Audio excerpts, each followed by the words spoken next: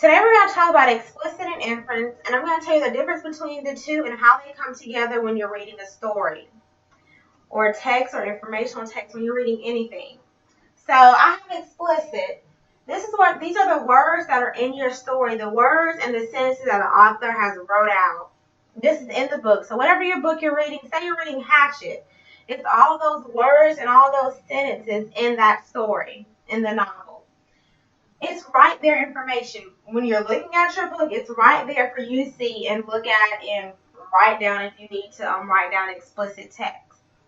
Now let's go over here to inference.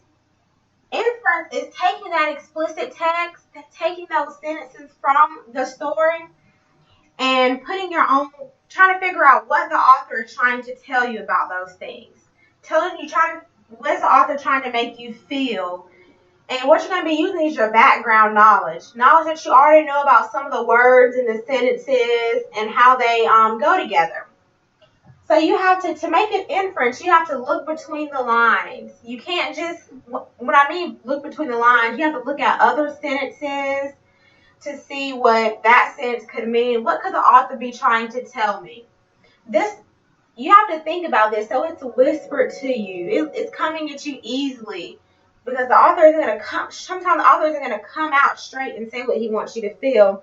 He's going to make a inference into it so that you can figure it out yourself. So like I said, you have to look for the clues, look at the other sentences around it, and see what you can figure out from your explicit text. So say I'm going to give you a couple of examples just so that you can fully understand the difference between explicit and inference. And I believe the best way in teaching explicit and inference is to make a T-chart and have, so I'm looking at Hatchet, I'm thinking of what are some sentences that's in that story that I can make an inference from.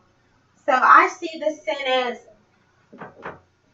his pace quickened.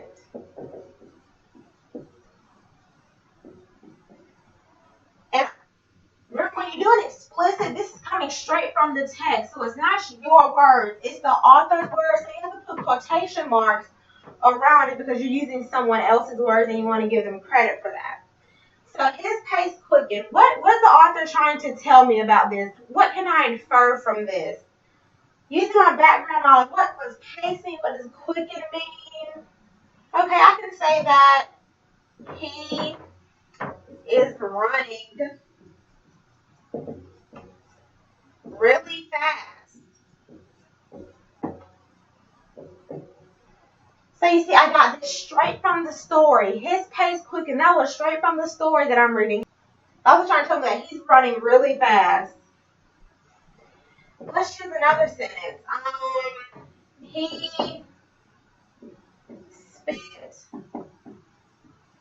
the berries out. Remember, you always have to put your quotation marks around it. And when I'm saying he spit the berries out, okay, if I'm looking at what are the other sentences around it that I can infer from them, the berries were nasty.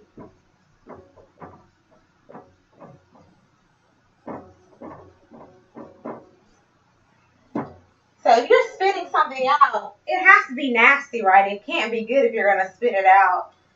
So explicit is taking words from the story, words, sentences, phrases from the story, and trying to make an inference on it. What is the author trying to tell me? How is the author trying to make me feel about something?